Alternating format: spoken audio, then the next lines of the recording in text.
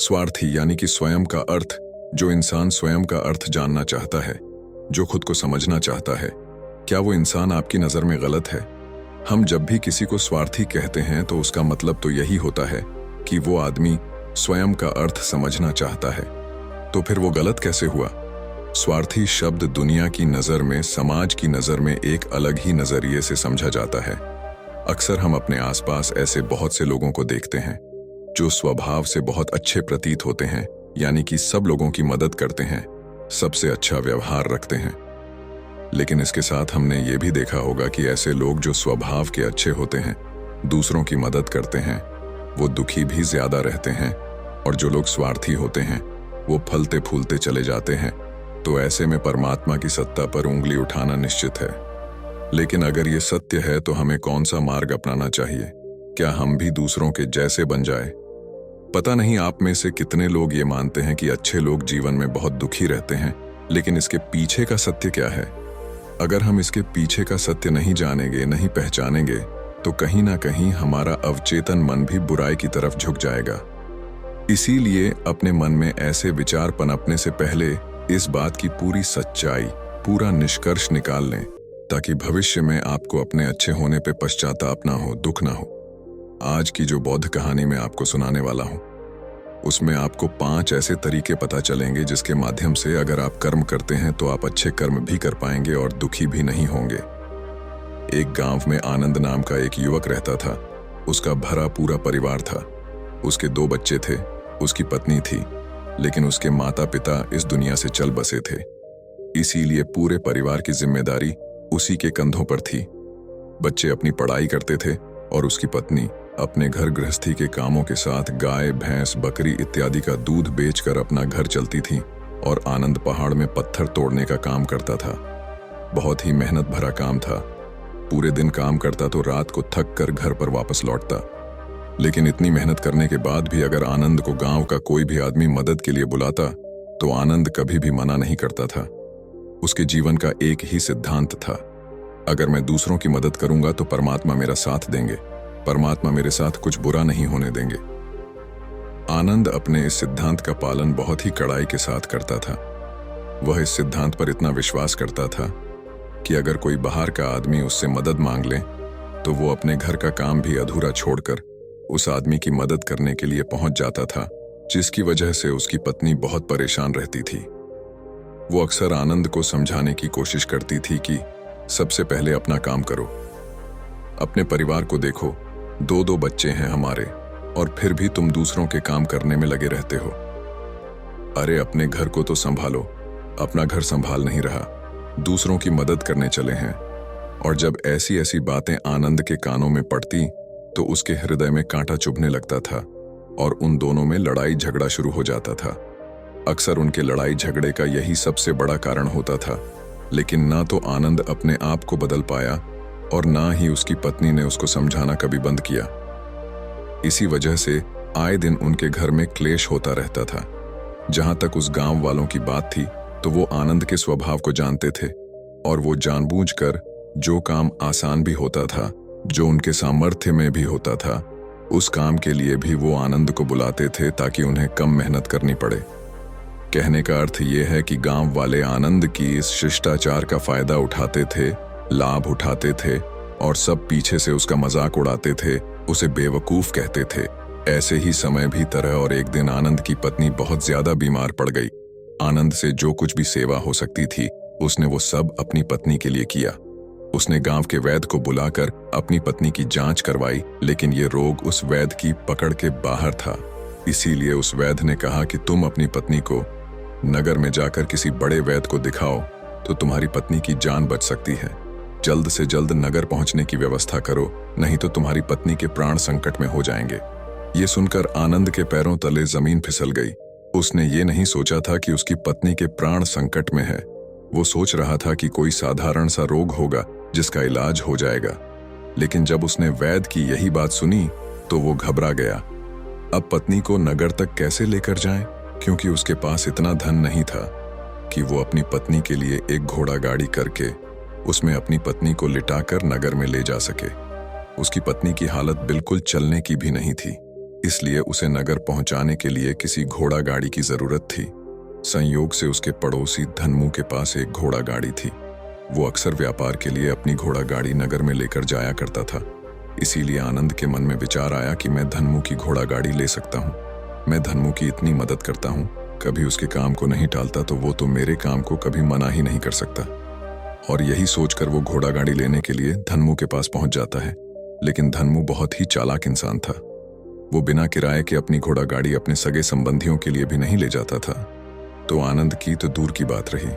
जब आनंद ने उससे घोड़ा गाड़ी के बारे में पूछा तो उसने ये कहकर उसका ये काम टाल दिया कि मेरे घोड़े बहुत ज्यादा बीमार हैं, वो शायद बच भी नहीं पाएंगे। 5 दिनों से वो कुछ नहीं खा रहे, तो ऐसे में बेचारा घोड़ा गाड़ी लेकर कहाँ नगर तक पहुंच पाएगा। हाँ, अगर तुम कुछ धन की व्यवस्था कर सकते हो तो मैं अपने एक मित्र की घोड़ा गाड़ी तुम्हारे लिए मंगवा सकता हूं। ये सुनकर आनंद परेशान और चिंतित हो गया, क्योंकि उसके पास धन तो था ही नहीं। इसका मतलब उसकी पत्नी बड़े नगर में वैद्य के पास इलाज के लिए पहुंच ही नहीं पाएगी। उलझन भरे हुए विचार लिए हुए जब आनंद वापस आ रहा था तो उसने एक दिल दहलाने देने वाला दृश्य देखा। उसने देखा कि धन्मू के घोड़े, जो धन्मू के अनुसार बीमार थे और कुछ खा भी नहीं रहे थे, वहीं घोड़े गांव का ही एक युवक उसकी बाड़ से खोलकर बाहर ला रहा था और गाड़ी में उसको जोत रहा था। ये देखकर पहले तो आनंद को कुछ समझ में नहीं आया। उसके बाद जब आनंद ने उस युवक से पूछा तो उसने बताया कि धन्मू ने ये घोड़ा गाड़ी उसे किराए पर दी है। यह सुनकर आनंद का दिल टूट गया। उसने कभी सपने में भी नहीं सोचा था कि उसका सबसे अच्छा मित्र धन्मू उसके साथ ऐसा कर सकता है।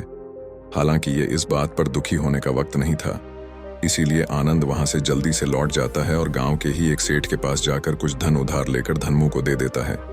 धनु अपने मित्र की घोड़ा गाड़ी मंगवा देता है, जिसके बाद वो अपनी पत्नी को वैद्य के पास नगर में ले जाता है। जब उसकी पत्नी का इलाज चल रहा था तो आनंद यही सोच रहा था कि एक वो दिन था जब धन्मू की बेटी बीमार हो गई थी और धन्मू यहाँ पर नहीं था, तो मैं पूरी रात वैद्य जी के पास उसके लिए बैठा रहा था, उसकी देखरेख की थी, उसकी सेवा की थी। इतने दिनों तक धन्मू नहीं आया था, तब मैं ही उसके परिवार की देखरेख किया करता था। हाय, कैसा दुर्भाग्य है ये, जिसके लिए मैंने इतना कुछ किया। उसने एक घोड़ा गाड़ी देने से मुझे मना कर दिया, और वो भी तब जब मेरी पत्नी जिंदगी और मौत के साथ खेल रही थी। कुछ देर बाद वैद्य बाहर आकर आनंद को एक बहुत बुरी खबर देता है। वो आनंद को बताता है कि उसकी पत्नी को कर्क रोग हो चुका है और इसका कोई भी इलाज नहीं है। उसके पास कुछ समय ही शेष बचा है। ये सुनकर आनंद दुखी होकर वहीं जमीन पर बैठ गया। उसकी पूरी दुनिया उजड़ने वाली थी और उसे कोई रास्ता नजर नहीं आ रहा था।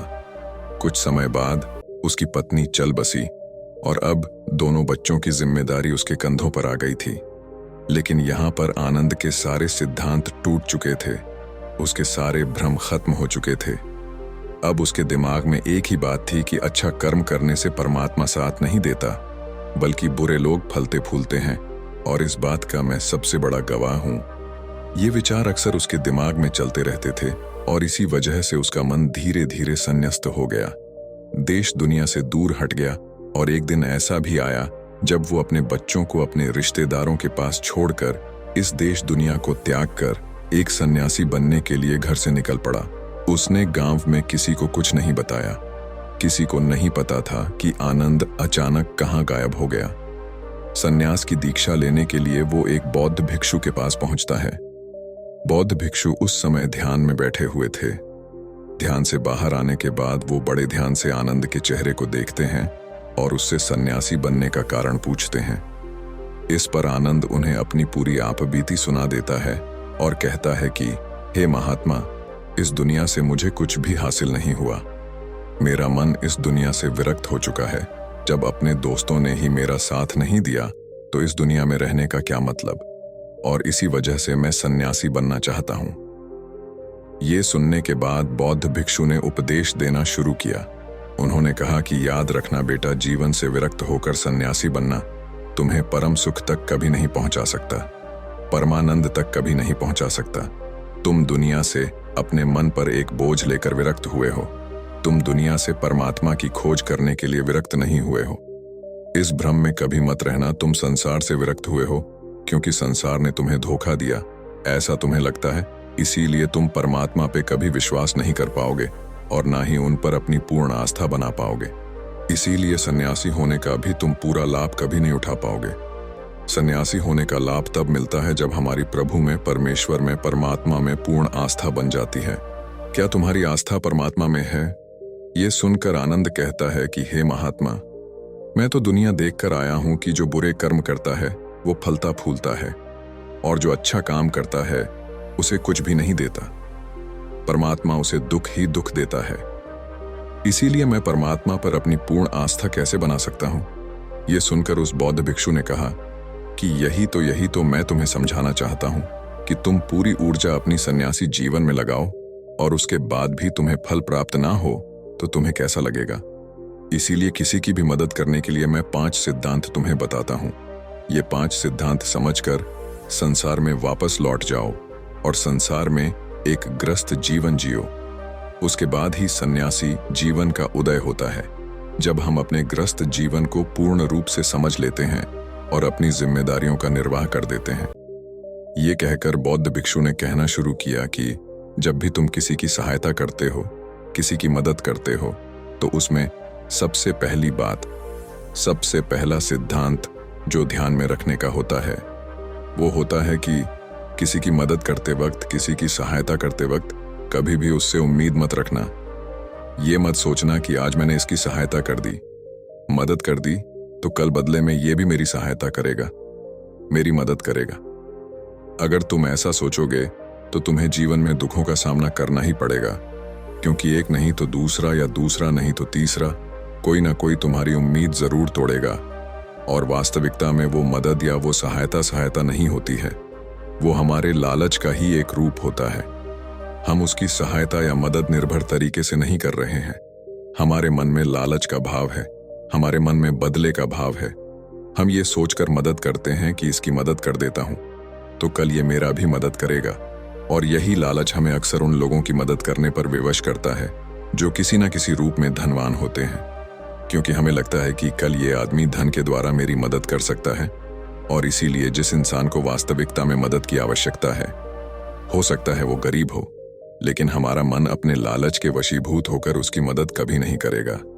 इसीलिए किसी की मदद और किसी की सहायता करने के अपने विचार को विस्तार दो। केवल एक प्रकार के वर्ग के लिए अपनी सहायता या अपनी मदद पेश मत करना, उन सब के लिए समान होनी चाहिए। जरा सोचो, एक तरफ तुम्हारा मित्र हो जिसके पास धन है, संपदा है, और दूसरी तरह कोई गरीब औरत हो जो भूखी बैठी हुई है। तुम्हारा दोस्त तुमसे कहता है कि यार आज तो खाने के लिए अच्छे अच्छे पकवान मंगवा लो बाजार से, और दूसरी तरफ वो औरत तुमसे 2 सूखी रोटी मांग रही है, तो तुम किसकी मदद करोगे? कौन मदद का हकदार सबसे पहले है?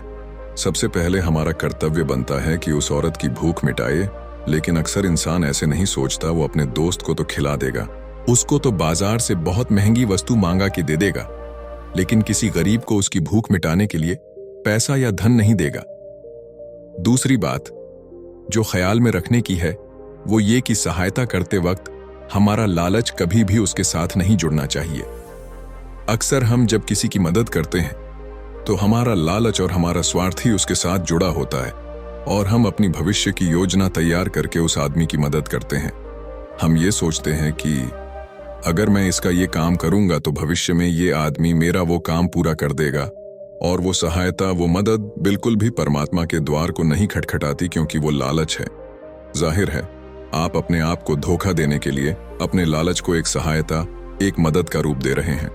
तीसरी बात जो ख्याल रखने की है वो ये कि अपने सामर्थ्य के हिसाब से दूसरे की मदद करो।